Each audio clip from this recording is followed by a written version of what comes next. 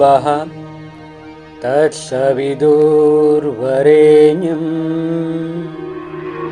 भार्गो देवस्य धीमहि धियो यो न प्रचोदयात्। ॐ भूर्भुवः स्वः तत्सविदुर्वरेण्यं भार्गो देवस्य धीमहि धियो यो न प्रचोदयात्। ॐ भूर्भुवः स्वः तत्सविदुर्वरेण्यं भार्गो देवस्य धीमहि धियो यो न प्रचोदयात्। ॐ भूर्भुवः स्वः तत्सविदुर्वरेण्यं भार्गो देवस्य धीमहि धियो यो न प्रचोदयात्। ॐ भूर्भुवः स्वः तत्सविदुर्वरेण्यं भार्गो देवस्य धीमहि धियो यो न प्रचोदयात्। ॐ भूर्भुवः स्वः तत्सविदुर्वरेण्यं भार्गो देवस्य धीमहि धियो यो न प्रचोदयात्। ॐ भूर्भुवः स्वः तत्सविदुर्वरेण्यं भार्गो देवस्य धीमहि धियो यो न प्रचोदयात्। ॐ भूर्भुवः स्वः तत्सविदुर्वरेण्यं भार्गो देवस्य धीमहि धियो यो न प्रचोदयात्। ॐ भूर्भुवः स्वः तत्सविदुर्वरेण्यं भार्गो देवस्य धीमहि धियो यो न प्रचोदयात्। ॐ भूर्भुवः स्वः तत्सविदुर्वरेण्यं भार्गो देवस्य धीमहि धियो यो न प्रचोदयात्। ॐ भूर्भुवः स्वः तत्सविदुर्वरेण्यं भार्गो देवस्य धीमहि धियो यो न प्रचोदयात्। ॐ भूर्भुवः स्वः तत्सविदुर्वरेण्यं भार्गो देवस्य धीमहि धियो यो न प्रचोदयात्. அன்பே சிவம். வணக்கம். நான் தான் ருத்ர பிரம்மணேஸ்வரர். காயத்ரி மந்திரம் என்று சொல்லக்கூடிய மகாமந்திரம், அதோட வரலாறு பார்த்துட்டிங்கன்னா அதை சாவித்ரி மந்திரம் என்று சொல்லக்கூடிய இன்னொரு பேரில் அதை அழைப்பாங்க. இந்த மந்திரம் ரிக்வேதத்தில் நம்ம மகரிஷி விஸ்வாமித்திரர் உருவாக்கின ஒரு மகா மந்திரம் இது. அப்போது இந்த மந்திரங்கள் இப்போ நீங்கள் பார்த்தீங்கன்னா அபூர்வமான ஒரு அர்த்தங்கள் கொண்டது இந்த காயத்ரி மந்திரா. இந்த காயத்ரி மந்திரத்தோட அர்த்தங்களை நான் சொல்கிறேன். ஓம் என்றால் பிரணவம், பரபிரம்மம். ஓம் சொல்லக்கூடிய மகா சூத்திரமே அதில் அடங்கியிருக்கு. ஓம்னு சொன்னாலேயே பெரிய விஷயத்தை நம்ம பேசலாம். ஆ ஓ இம் என்று சொல்லக்கூடிய 3 எழுத்து சேர்ந்து அடங்கி ஒரே எழுத்தாக ஓம் சொல்லக்கூடிய இந்த எழுத்தாக அமைஞ்சிருக்கிறது. சுருக்கமாக சொன்ன பரபிரம்மத்தை குறிக்குது. அது இங்கிலீஷில் சொன்னால் என்டையர் யூனிவர்ஸ், அதுக்கு அர்த்தம் பரபிரம்மம், சர்வலோகம் அப்படின்னு சொல்லலாம். அப்போ ஓம் முடிஞ்சிட்டு பூர் என்றால் பூலோகம், அதாவது நம்ம இருக்கக்கூடிய இந்த எர்த் சொல்லக்கூடிய ஒரு பிளானெட் பூலோகம். பூவ அடுத்த வரி. இது அந்தரிக்ஷா என்று சொல்லக்கூடிய அர்த்தம் என்னன்னு பார்த்தீங்கன்னா ஸ்பேசஸ்,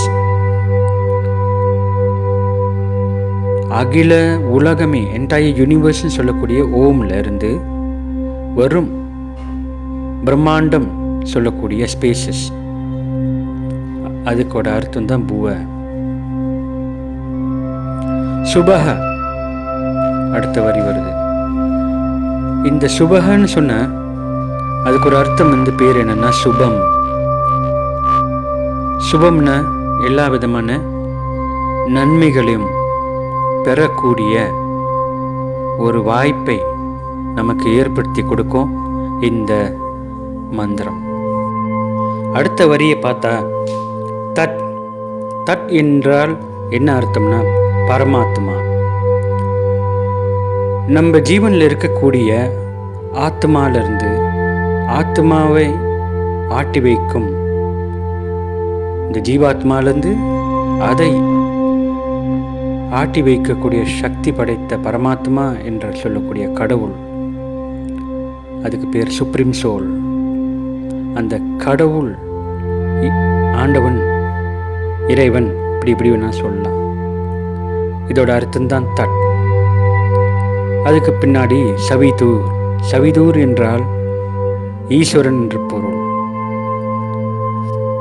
மகேஸ்வரன் என்று பொருள், சிவன் என்று பொருள், அக்னி என்று பொருள். இன்னும் இப்படியோ இந்த கடவுளில் சொல்லக்கூடிய அர்த்தத்தை நம்ம சொல்லிக்கிட்டே போகலாம். அடுத்த வரி வரண்யம். வரண்யம் என்றால் நம்ம உடலாலையும் மனதாலையும் எப்போதும் இந்த ஆண்டவனோட தொண்டு செய்யறதுக்கும் பணி புரியறதுக்கும் இல்லை அவரை பற்றி நினைக்கிறதுக்கும் சதா அவரே சிந்தனையில் இருக்கிறதுக்கும் நம்ம ஜீவன் முக்தி அடையிறதுக்கும் இந்த வரண்யம் சொல்லக்கூடிய வார்த்தையில் அடங்கியிருக்கு. அடுத்த வரி பர்கோ.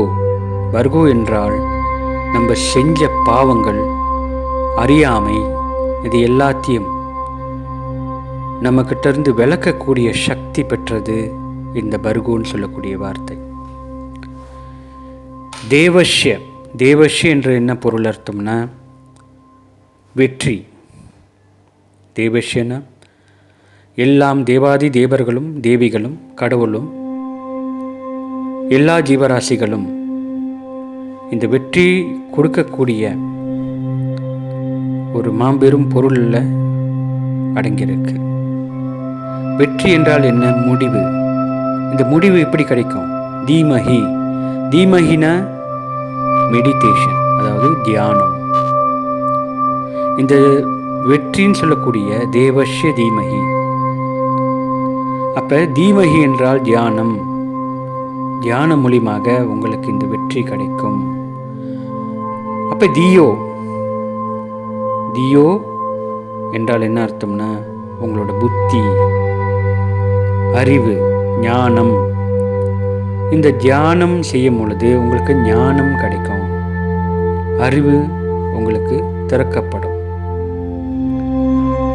தியோ, அதுக்கு பிறகு யோ, எங்க திறக்கப்படும், எங்கே, யோனா எங்கே, நான் நமக்குள்ளே இருக்கக்கூடிய, ஜீவனுக்குள்ளே இருக்கக்கூடிய, இந்த பிண்டத்துக்குள்ளே இருக்கக்கூடிய, நம்ம உடலுக்குள்ளே இருக்கக்கூடிய பிரச்சோதயாத். என்ன அர்த்தம்னா முக்தி, மோஷம், சமாதி, அருள் பெரும் ஜோதி, ஆண்டவர், கடவுள், என்லைட்மெண்ட், எப்படியோ சொல்லிட்டு போகலாம். இந்த பிரச்சோதயாத்னா உங்களுக்கு தியானத்தில் முடிவு எதுவோ அந்த முடிவை உங்களுக்குள்ளேயே இருந்து ஞானத்தை கொடுத்து தன்னைத்தானே அறியக்கூடிய சக்தி, அகம் பிரம்மாஸ்மி என்று சொல்லக்கூடிய அர்த்தத்தை உங்களுக்கு முடிவை தேடக்கூடிய அழிவில்லா பிறப்ப உங்களுக்கு கொடுக்கக்கூடிய இந்த சக்தி தான் கடைசியில் சொல்லக்கூடிய பிரச்சோதயாத். இதோட முழு அர்த்தத்தை பார்த்தீங்கன்னா நான் ஒழுங்கா திருப்பி நான் சொல்லிடுறேன். ஓம் பூர்புவः சுவः தத்சவிதுர்வரேண்யம் भार्गो देवस्य धीमहि धियो यो न प्रचोदयात्. இதிலே நம்மளோட மனம், புத்தி, சித்தம் இதில் அடங்கியிருக்கின்றது. இந்த மந்திரங்கள் சொல்லும் பொழுது நமக்கு வெற்றி கூடிய சந்தோஷமும் கிடைக்கும்.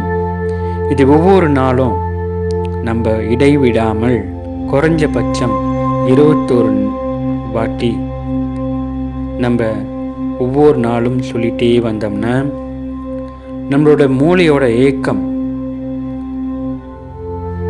இம்ப்ரூவ் பண்ணும், அதாவது சரி வர செய்யும். நமக்கு மூளையில் இருக்கக்கூடிய ஒரு ஸ்டெபிலிட்டி, மனதில் இருக்கக்கூடிய ஒரு ஸ்டெபிலிட்டி கிடைக்கும். ஸ்டெபிலிட்டின்னா ஒரு அமைதியான ஒரு சூழ்நிலையை உருவாக்கும். நம்ம மனதில் பல குழப்பங்கள் நம்ம மனதில் இருந்தால் அந்த குழப்பங்களை சரி வர செய்யறதுக்கு நமக்கு ஒரு ஆற்றலை கொடுக்கும், மன ஆற்றலை கொடுக்கும். அந்த மந்திரத்தை நம்ம சொல்ல சொல்ல நம்ம உடம்புல எல்லா ஆர்கன்ஸும் வைப்ரேட் பண்ணும், செல்ஸ் எல்லாம் வைப்ரேட் பண்ணும். அப்போ உங்களோட பாசி சரியாக வரும். உங்களோட பாசி என்றால் மூச்சு, அந்த மூச்சு சரியான ஓட்டத்தில் இயங்கும். உங்கள் உடம்புல இருக்கக்கூடிய எல்லா நரம்புகளும் சரியாக இயங்கும், எல்லா ஆர்கன்ஸும் சரியான இயங்கும். உங்கள் ஹார்ட்டு முக்கியமாக ரொம்ப ஹெல்த்தியாக இருக்கும் இந்த மந்திரத்தை நீங்கள் சொல்லிகிட்டே வந்தீங்கன்னா. அதே சமயத்தில் உங்களுக்குள்ளே இருக்கக்கூடிய எல்லா விதமான நெகட்டிவ் வைப்ரேஷனை எல்லாத்தையும் வெளியாக்கி எவ்வளோக்கு எவ்வளோ உங்களுக்குள்ளே பாசிட்டிவ் வைப்ரேஷன் சொல்லக்கூடிய நல்ல அணுக்கள், positive vibration, positive mind set, இந்த மாதிரி உங்களுக்குள்ளே அதை உருவாக்கக்கூடிய சக்தி பெற்றது இந்த காயத்ரி மந்திரம். இந்த காயத்ரி மந்திரத்தை மறக்காமல் ஒவ்வொரு நாளும் சொல்லிகிட்டே வாங்க. உங்கள் வாழ்க்கையில் எந்த விதமான தோல்விகளை நீங்கள் சந்திக்க மாட்டீங்க. இது எல்லாம் வல்ல அந்த சித்தர்கள் மேலே ஆணை, அருள் பெரும் ஜோதி ஆண்டவர் மீது ஆணையாக சொல்லி, கடவுள் நமக்குள்ளே தான் இருக்காரு, அதை உருவாக்கக்கூடிய சக்தி நம்மக்கிட்ட தான் இருக்குது.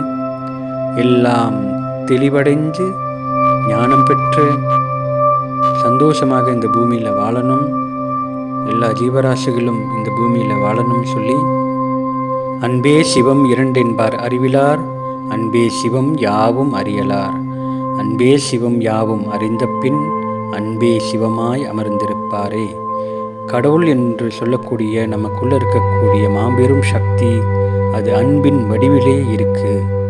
அந்த அன்பை உங்களுக்குள்ளேயே இருந்து நீங்கள் உருவாக்கி உலகத்துக்கு செலுத்தி எல்லா உயிரினங்களுக்கும் உங்களோட அன்பு பெருக்கி அந்த ஜீவாத்மா பரமாத்மா ஆக கடவுளோட பிரார்த்தனையோடு நான் முடிச்சுக்கிறேன். நன்றி, வணக்கம்.